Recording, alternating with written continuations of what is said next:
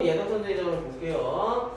예덕선 생정 같은 경우에 박지원, 그래서 조선욱이 물화자, 실화자, 효노 연한 작품으로 양반이랑 허수 포질 이런 게 있는데 이 사람의 대표적인 작품을 누르보시는 게 이런 작품이 들어있는 열하일기. 그래서 열하일기라는 건 열하로 지방으로 사신단의 인원으로 따라갔으면서 거기에서 왔다 갔다 하면서 본 이야기를 쓴 거를 열하일기라고 그러고 거기 작품에 담겨있는 여기 갔다 왔다 하면서 그 안에 이런 작품들을 썼는데 여기에 있는 대표적인 작품들 이런 거 하고 그 다음에 알고 있는 거 우리 선생님 같은 작품들 그 다음에 이런 예덕 선생님 같은 작품들이 있는 거예요. 그래서 내용을 보면 성길자에게 겉한 분이 계시는 예덕 선생으로 하는 분이다. 종본탑 동쪽에서 사는데 마을 안에 똥구름을 쳐내는 것으로 생계를 삼고 있다. 온 마을에서 그를 모두 엄행수라 부른다. 그러면서 행수는 망리라는 늙은이의 칭호요. 엄은 그의 성이다 라고 얘기를 하는 거예요. 그래서 성길자에게 예덕 선생이라는 친구가 있는 건데 이 똥걸음을 쳐내는 똥걸음을 치우는 말 그대로 그런 사람이 하찮은 일을 하는 사람이지. 그래서 이 예덕 선생이 결국엔 주인공이 되는 거예요. 자, 그런데 자목이 성길자에게 물었다. 그 전에 선생님이 제게 말씀하시기는 벗은 동거 생활을 하지 않는 아내요. 그래서 처음에 여기서 벗에 대해서 얘기했던 거 동거 생활을 하지 않는 아내요. 한 탯줄에서 나오지 않은 형제다라고 했습니다. 이렇게 얘기를 하면서 두 가지를 얘기합니다. 벗이란 이렇게 소중한 겁니다. 이 세상에 한다는 양반님들 중에서 선생님의 지도를 받고자 하는 이가 수두룩합니다. 선생님은 그런 분을 상대도 하지 않으셨습니다. 그런데 지금 어맹수로 말하면 마을 안에 처한 사람으로 망리를 하는 하층에 처지요. 자, 어맹수. 그러니까 어맹수가 곧 예덕 선생. 마을 안에 처한 사람으로 망리를 하는 하층에 처지요. 마주석이 욕스러운 자리입니다. 이렇게 얘기했는데 이거 자 제자인 자목이 얘기하는 자목의 편견이죠. 편견 그 다음에 선입견. 그런데 이런 편견과 선입견인데 자목의 역할이 뭐냐면 바로 일반적인 보편적인 시선을 얘기하는 거예요. 보편적인 시선. 그래서 일반 사람들은 다 이렇게 평가를 한다는 얘기예요. 자, 그런데 선생님은 그의 인격을 높여 스승이라고 일컬으면서 장차 교분을 맺어서 벗이되려고 하시니 저까지 부끄러워 견디지 못하겠습니다. 이제 선생님 문화를 하직하려고 합니다. 라고 얘기하면서 그런 얘기를 했던 게 목적이 나오죠. 그랬더니 성길자가 웃으면서 말했다. 거기 앉게 벗에 대한 이야기를 내 자네에게 해줌세. 그러면서 자신의 이야기를 꺼내기 시작하죠. 속담에도 있거니와 의원이 제 병을 못 보고 무당이 제 구슬을 못한다고 하네. 자기 생각으로는 이거야말로 내 장처라고 믿고 있는 점도 남들이 몰라준다면 어떤 사람이나 속이 답답해서 자기 결함을 지적해나가는 편으로 말을 꺼내게 되네. 그래갖고 장점을 얘기하는 거고. 그런데 그런 때 칭찬만 하면 아침에 갖고 와서 멋대가리가 없고 타박만 하면 흉보는 곳으로 떨어서 본의가 달라지네. 그러니까 그의 장처가 하는 점을 들추어서 얼음얼음 당차는 딴전을 한단 말세. 이렇게 돼 있는데 그러니까 쉽게 얘기하면 딴주 걸고 그렇게 되는 거야. 그렇게 적절한 내용이 아닌 만큼 설사 책망이 좀 과하더라도 저편에서 고를 내지는 않을 것일세. 그것은 그가 꺼리는 바가 아니기 때문이지. 그러다가 숨겨놓은 물건을 알아맞히는 듯이 슬그머니 그가 장처라고 믿고 있는 그 점을 언급한다면 마치 가려운 데나 긁어준 듯이 속마음으로 감격할 것이세요. 그러니까 단점을 얘기할 때와 장점을 얘기할 때 사람이 달라진다는 얘기지. 가려운 데를 긁는 데는 묘리가 있네. 그래요. 등에 손을 댈 때는 겨드랑이에 가까이 가지 말고 가슴을 만질 때는 목을 건드리지 말아야 하네. 칭찬 같지 않게 칭찬에 대해 왈칵 손목을 잡으면서 자기를 알아준다고 할 것이세요. 그래 이렇게 벌써이면 좋겠는가 라고 얘기하면서 여기서 쭉 얘기를 하는 건데 특히 등에 손을 댈 때는 겨드랑이에 가까이 가고 가슴을 만질 때는 목을 건드리지 말아야 하네. 이렇게 얘기하는 거. 여기서 얘기하는 건 뭐냐? 바로 세속적인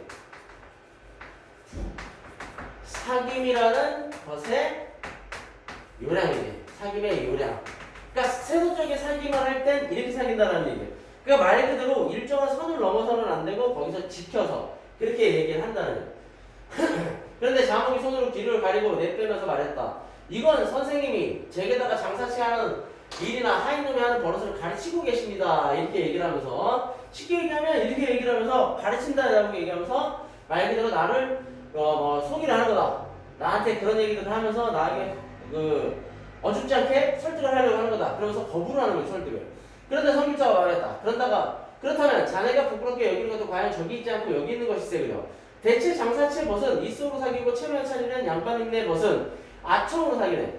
원래부터 아무리 친한 사이라도 세 번 달라고 해서 멀어지지 않을 사람이 없고 아무리 원수로 여기는 사이라도 세 번 줘서 친해질 사람이 없단 말세. 세속적인 거지. 그러니까 쉽게 얘기하면 쉽게 여러 번 몇 번을 얘기를 하면 안 주면 아무리 친해도 멀어지는 거고 그 다음에 원수 사귀는 사이라도 세 번 주면 친해지는 거.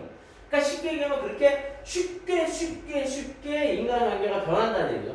그렇기 때문에 이성으로 사귀어서는 지속되기 어렵고 아청으로 사귀면 오래가지 못하는 법일세. 그래서 이게 여기서 얘기하는 이게 바로 세속적 사귐의 단점이죠, 단점.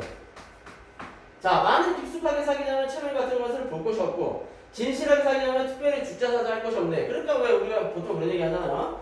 친구들끼리는 돈 관계하면 안 된다. 왜냐면 친한 친구 아무리 친한 친구라도 돈을 주고 나서 돈을 제때제때 못 받고 약속을 지키지 않으면 화가 나기 때문에. 그래서 정말로 의의가 상한다 이렇게 얘기하는데 그런데 만약에 깊숙하게 사귀자면 체면 같은 것을 볼 것이 없고 그 다음에 진실하게 사귀려면 특별히 주자사자 할 것이 없네. 그럼 진짜로 친구다라고 얘기하고 그 친구한테 모든 것들을 다 할 수 있다 그러면 그 친구 부탁을 아무렇지 않게 들어주는 거고 그 다음에 그 친구가 부탁을 하기 전에 내가 먼저 도와주는 거고 그런 것들이 생긴다는 얘기야. 또 오직 마음으로 벗을 사귀고 인격으로 벗을 찾아가는 도덕과 의의의 벗이 되네. 이렇게 사귀는 벗은 천년 전에 옛사람도 아쉽게 떨어져 있는 것이 아니오 멀리 못 것도 먼 것이 아니세. 그래갖고 여기서는 진정한 사귐의 의미에 대해서 얘기를 한 거예요. 사귐의 의미. 진정한 사귐. 그러니까 실제로 벗이라는 게 이런 관계를 얘기하는 거다라고 얘기하는 거예요. 자, 그러면서 저 어맹선한 분이 언제 나와 알고 지내자고 한 것일까만은 그러니까 그가 나에게 알고 지내자라고 얘기한 적이 없다 이거야. 없다 하는 거. 자, 그런데 그저 내가 늘 그분을 찬양하고 싶어서 견디지 못하네. 그런데 내가 그를 찬양하고 있는 거야. 그가 나한테 찬양해달라 부탁하지도 않았고 그가 나하고 친하게 지내달라 얘기하지도 않은 건데.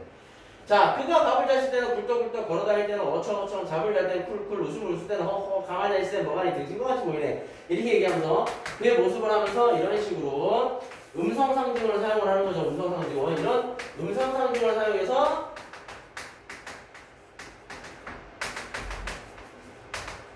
특징을 묘사하는 거예요. 특징을 묘사하는 거예요. 묘사. 흙으로 쌓고 집으로 덮은 데다 구멍을 뚫어놓고서는 새우처럼 등을 구부리고 들어와서 개처럼 주둥이를 틀어박고 야네. 다시 아침 나절에는 즐거이 일어나서 발채를 짊어지고 똥가루를 치러 마을 안으로 들어오네.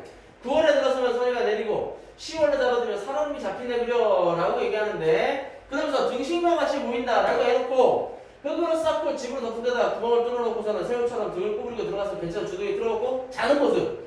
다시 아침날에는 즐거이 일어나서 발차에 집어지고 똥가루를 치러 마을 안으로 들어오는 모습. 9월에 들어서면 소리가 내리고 10월로 잡아두면 살얼음이 잡히네 그래. 그만큼 추운데도 불구하고 그가 길가에서 사람똥, 마원에서 말똥, 외양간에서 소똥, 지방 구석구석에서 닭똥, 개똥, 거위똥, 돼지우리에서 돼지똥, 비둘기똥, 토끼똥, 참새똥, 따위 똥이란 똥을 귀한 보물처럼 모조리 걸터지려 가도 누가 염치뽕뽕하다고 말할 사람은 없단 말이세.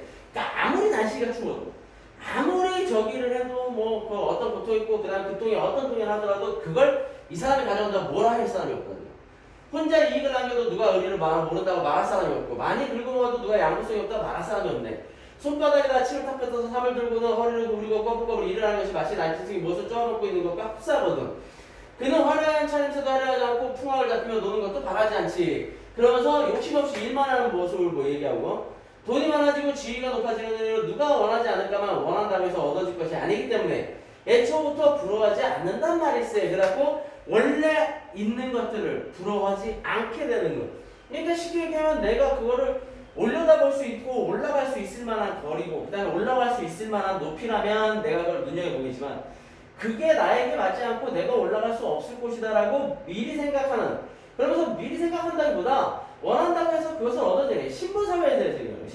신분사회니까 이 사람이 아무리 돈이 많다고 해서 양반이 될래야 될 수도 없거든. 그렇기 때문에 어떻게 하는 거예요? 애초부터 부러워하지도 않고 원하지도 않는다는 얘기예요. 찬양을 한다고 해서 더 영예로운 것도 없으며 헐뜯는다고 해서 더 욕될 것이 없네 그려. 왕십리의 문화, 살고지의 순무, 석교의 가지, 외, 참외, 호박, 연해궁의 고추, 마늘, 부추, 파, 염교, 청파의 미나리, 이태인의 토란 따위를 아무리 상상 중에 밭에 심는다 하더라고. 엄씨의 똥걸음을 가져다가 벌칙하게 갖고야만 1년에 2천냥 돈을 벌어들이게 되네. 이렇게 되니까 그만큼 이 사람이 하는 일은 어떻게 되는 거야? 사회적 공익. 그러니까 쉽게 얘기하면 사회적 공익을 위한 일이나 마찬가지라는 얘기예요. 그러면서 그런데 그날 아침에 밥 한 그릇 먹고 난 다음 기운이 느껴졌다가 해가 젖을 때가 되고 싶어 또다시 한 그릇을 먹네. 누가 고기를 좀 먹으라고 원하면 고기 반찬이나 나물 반찬이나 목공을 하고 내려가서 배부르기를 마찬가지인데 입맛에 당겨서 찾아 먹어서는 뭘 하려고 하네. 그러니까 어차피 먹는 거 똑같은 건데 굳이 입에 당기고 오늘 그게 땡겨요? 필요 없다는 얘기. 또 의복을 차려 입으라고 권하면 넓은 소매를 휘두르기에 익숙지도 못하거니와 새 옷을 입고 짐을 지고 다닐 수 없다고 대답하네. 아주 실용적인 거죠. 그래서 이런 모습을 통해서 뭐냐면 실용적인 모습을 알 수가 있는 거야. 실용적인 모습인데 작가가 누구야? 박주희죠. 그러니까 결국에 실학.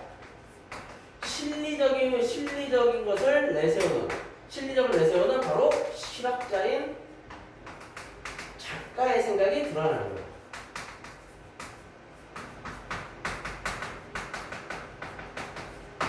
글씨를 모셔서 이렇게 쓰는 거 아니에요. 빨리 쓰려고 하는 거지. 자, 해가 맞기가 소리내면 이른 아침에 처음으로 갓 쓰고 옷 입고 뛰고 신도 새로 신고 동리 이웃간을 두루 돌아다니며 새해 인사를 하지. 그리고 돌아와서는 헌 옷을 도로 꺼내 입고 발채를 쥐고 마을 안으로 들어서거든. 어맹수와 같은 분은 더러운 망리로 높은 덕을 가리고서 세상을 크게 숨어 사는 분이 아닌가 이렇게 돼 있는 거야. 그러니까 쉽게 얘기하면 자신의 분수에 맞게. 그 다음에 여기서 이제 예의 있는 모습들. 예의도 있고 예의 있는 모습. 근데 이것들이 뭐야? 가장 기본적인 모습이에요. 기본적인 성품이지. 성품 그 다음에 인품이라고 얘기할 수 있는데 기본적인 건데 그걸 갖고 있는 사람이에요. 그러니까 쉽게 얘기하면 무언가를 얘기해서 어떤 덕을 실제로 바라거나 그다음에 다른 사람한테 보이는 게 중요한 게 아니라 기본적으로 이렇잖아요. 기본적으로 이렇게 욕심 없고 소박하고 그 다음에 이런 식으로 기본적으로 예의를 지르고 부하할 때 내가 갖춰야 될 때 갖출 자리, 갖추지 않아야 필요 없을 때 갖추지 않아도 되는 그런 자리 다 구분해가면서 산다는 거예요. 자, 그러면서 옛글에 이르기를 부자와 귀인의 처지에서는 부자와 귀인으로 지내고 가난하고 미천한 처지에서는 가난하고 미천한 대로 지낸다고 했네. 그러니까 쉽게 뭐야? 자기 분수에 맞게 분수에 맞게. 분수에 맞게. 그러면서 대체 처지라는 것은 이미 정해져 버린 거야. 또 시경에 이르기를 아침 저녁 공부를 같이 보는데도 분복이 저마다 다르다고 했네. 분복은 타고난다는 말이죠. 그러니까 아침 저녁 공부를 보는데도 불구하고 분복이 저마다 다르다. 그렇기 때문에 쉽게 얘기하면 자신의 분수나 이런 것들이 다 다르게 타고났기 때문에 자신의 분수에 맞게 똑같은 얘기예요. 모든 사람이 이 세상에 태어날 때 각기 정해진 분복이 있는 것이니 제 분복을 가지고 대체 누구를 원망하겠는가? 새우젓을 먹게 되니 다갈치기가 생각나고 배옷을 입게 되면 모시옷이 부럽게 되는 것일세. 천하가 여기서부터 어지러워지고 백성들이 와하고 들고 일어나서 밭이랑이 묵어 자빠지네 이렇게 되는데 천하가 여기서부터 어지러워지고 결국에 백성들이 와하고 들고 일어나서 밭이랑이 묵어 자빠진다라고 얘기했으니까 세상이 잘못된다라고 얘기하는데 하나 잘못된 욕심 때문에 쉽게 얘기하면 우리도 뭐 어느 정도 돈이 있었으면 좋겠다. 학생들이니까 뭐 돈이 1억만 있어도 되게 큰 돈 같은데 또 1억이 있으면 10억이 있고 싶어지고 10억이 있으면 100억이 있고 싶어지고 사람의 욕심은 한 번쯤은 들어봤겠지만 사람의 욕심은 한도 끝도 없다. 무한정이다. 이렇게 얘기하잖아요. 그런 얘기하는 거야. 진승이나 오강, 항적에 우리가 그래 농사일이나 한 데만 만족하고 말 사람들이었는가 주역에서 짐질 것도 있고 살 것도 있어서 도적을 불러들이다고 하는 것이 바로 이것을 부르는 말일세. 그렇기 때문에 여기서는 고사를 인용해서 위에 있는 얘기들을 얘기하는 거죠. 자, 그렇기 때문에 굉장한 벼슬을 깨끗이 못한 구석이 있으면 재임을 번 것이 아닌 걸로 재산 갈치고도 더러운 것일세. 자신이 스스로 해야 되는 거에 대해서 중요하게 얘기하는 거고 본디 사람의 숨이 떨어지면 입안에 구슬을 넣어준 것도 깨끗이 가란 뜻일세. 가란 뜻일세. 저 어맹수가 똥을 쥐고 걸음을 배우다가 그걸 업으로 사는 것이 지극히 깨끗이 못하다고 보이지만 생활은 지극히 향기롭고 몸을 굴리는 것이 지극히 더럽다고 보겠지만 의리를 지키는 점은 지극히 높인 것일세. 그 뜻을 미루어 생각하는데 비록 굉장한 변설도 그를 움직이지는 못할 것일세 라고 얘기를 하는 거예요. 그러면서 하는 일은 비천할지언정 자신의 분수를 알고 그 다음에 또 남의 것을 탐하지 않고 성실하게 하루하루를 사는 모습을 가지고 예찬하는 거죠. 그래서 뭐라 불러요? 그래서 이루 본다면 깨끗한 가운데도 깨끗이 못한 것이 있고 더러운 가운데도 더럽지 않은 것이 있단 말일세. 내가 먹고 있는 데서 견디기 어려운 처지에 다다르면 항상 나만도 못한 처지의 사람 생각하게 되는데 어맹수에 이르러는 견디기 어려운 처지라는 것이 없네.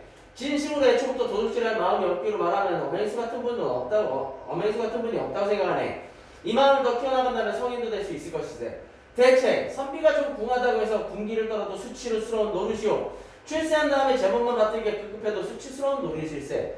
아마 어맹수를 보기에 부끄럽지 않은 사람이 거의 드문 것일세. 이렇게 얘기하는데 선비라고 얘기해서 군가를 떨어도, 군기를 떨어도, 군가래다. 군기를 떨어도. 그러니까 쉽게 얘기하면 배고픈 티를 내는 거죠. 그러면은 수치스러운 거야. 출세한 다음에 제목만 봤더니 이게 급급해도 자기 것만 잘 챙겨도 수치스러운 노릇이죠. 그러니까 쉽게 얘기하면 무언가 그 위치에 걸맞게 살려고 하는 거죠. 아마 어벤스로 보기에 부끄러지 않은 사람이 거의 드물 것이다 했는데 자신의 분수를 정확하게 알고 그 분수에 맞게 사는 사람을 보면 이런 사람들이 전부 다 부끄럽게 여길 거다. 그렇기 때문에 나는 어벤스를 선생으로 모시려고 했단 말일세. 그래서 여기에서 이걸 통해서 위에서부터 쭉 얘기하는 걸 통해서 자기가 선생, 예덕 선생이라고 부르는 이유를 얘기하는 거예요. 어떻게 감히 벗을 사귀겠다고 할 것인가? 자기보다 낫다고 인정하고 있는 거야. 그렇기 때문에 나는 어벤스를 감히 이름을 부르지 못하고 예덕 선생이라고 읽는 것일세. 일컫는 것일세. 이렇게 얘기를 하는 거예요. 그러면 쉽게 얘기하면 이건 뭐라 그러냐? 바로 어벤스의 태도에서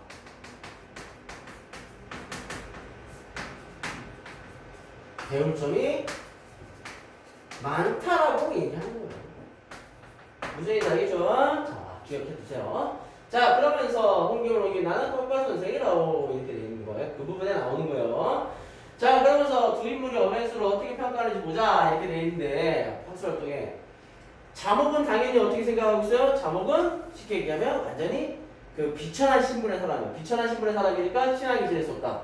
그런데 성길자는 뭐냐? 쓸데없이 체면을 차리거나 그런 사람이 아니기 때문에 오히려 자신의 분수에 맞게 그 다음에 욕심내지 않고 자기의 가진 거에 만족하면서 살기 때문에 오히려 배울 만한 사람이다. 그래서 선생이라고 불러야 된다. 이렇게 얘기를 하는 거예요.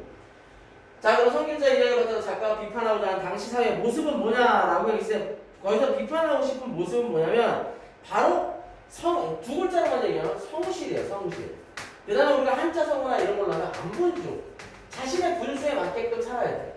자신의 분수에 맞게끔 살면서 그런 것들, 그러니까 쉽게 얘기해서 기본적인 것들, 그냥 뭐 무엇인가를 바라는 거나 그 다음에 믿음을 강요하거나 의리를 강요하거나 이런 게 아니라 자연스럽게 나오는, 근데 열심히 살고 성실하게 살고 그 다음에 체면이나 이런 것보다 자신이 가진 거에 만족하고 살았을 때, 그랬을 때 말하면 된다라고 얘기하는데, 이 당시에 이 박지원이 살았던 곳은 17세기, 18세기.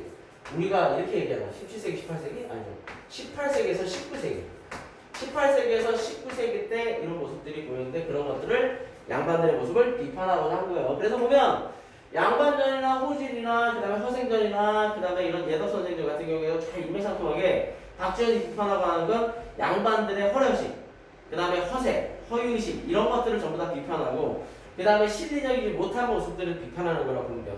우리가 흔히 알듯이 허생전에서도 허생의 아내가 제일 처음에 허생이 집을 나가게 된 게 허생의 아내가 집에서 책만 읽으면 뭐하냐, 쫄쫄쫄쫄 굶고 있는데 책만 읽으면 뭐하냐, 그럼 가서 변수를 할 거야. 저 과거 시험을 보지도 않을 거면서 공부를 왜 하니?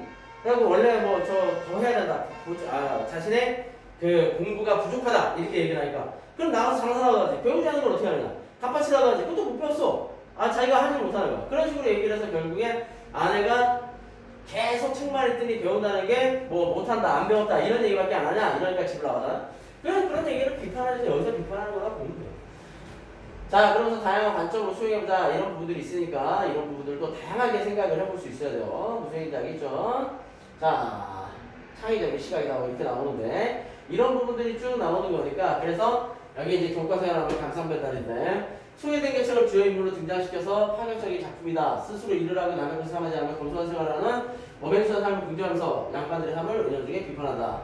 자, 그래서 어떤 게 더 가치 있다고 여기느냐라고 얘기하는 것까지도 생각하는 게 나오는 거니까 잘 생각하면서 읽어보도록 하셔야 돼요. 알겠죠?